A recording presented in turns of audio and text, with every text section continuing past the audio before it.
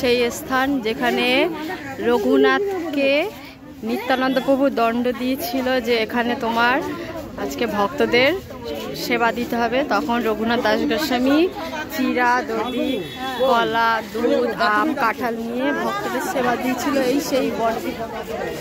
এই সেই বটবৃক্ষ রঘুনাথ দাস গোস্বামী কি রঘুনাথ দাস গোস্বামী কি রঘুনাথ দাস গোস্বামী কি নিত্যানন্দ মহাপ্রভু কি নিত্যানন্দ মহাপ্রভু কি মহাপ্রভু কি শ্রী শ্রী শ্রীকৃষ্ণ চৈতন্য মহাপ্রভু কি জয় জয় শ্রী গুরু প্রেমানন্দে নিতাই গৌর হরি হরি বল।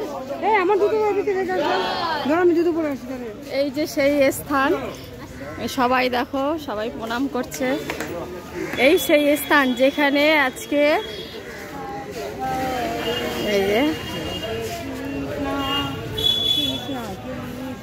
এই যে তোমার রঘুনাথ দাস গোস্বামী আজকে নিত্যানন্দ প্রভু দণ্ড দিয়েছিল যে ভক্তদেরকে আজকে সেবা দিতে হবে। তাই রঘুনাথ দাস গোস্বামী এখানে ভক্তদের চিরা, দধি, কলা, দুধ, আম আরো অনেক রকম দিয়ে ভক্তদের সেবা দিয়েছিল। এই সেই বট বৃক্ষর তলায় এখানেই সেবা হতো।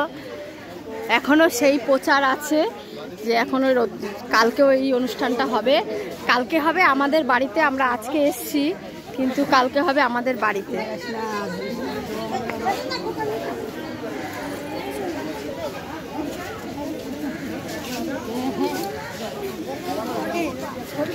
দেখো কি বট বৃক্ষ, কি বড়। আজকে এখানে রঘুনাথ দাস গোস্বামীর আমরা আজকে এত ধন্য, আমাদের জীবনটাই সার্থক যে এরকম স্থানে আমরা আজকে আসতে পেরেছি।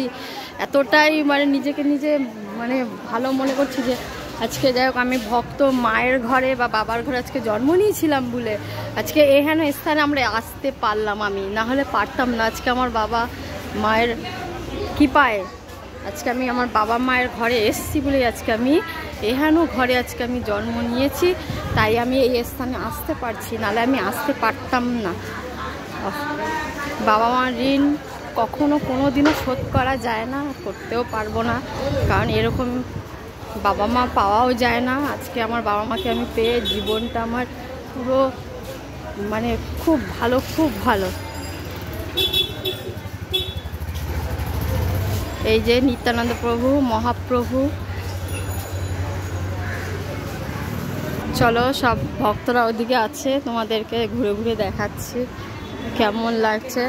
সবাই লাইক কমেন্ট করবে, শেয়ার করে দেবে। সবাই আছে ওইদিকে। আমরা এখন পরিক্রমা করলাম।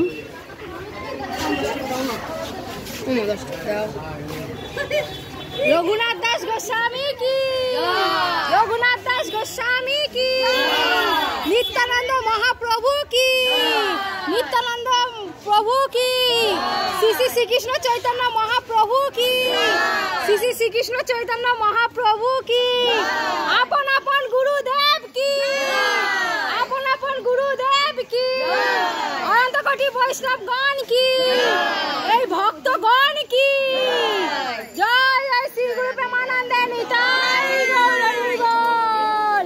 দধি চিরা উৎসব কি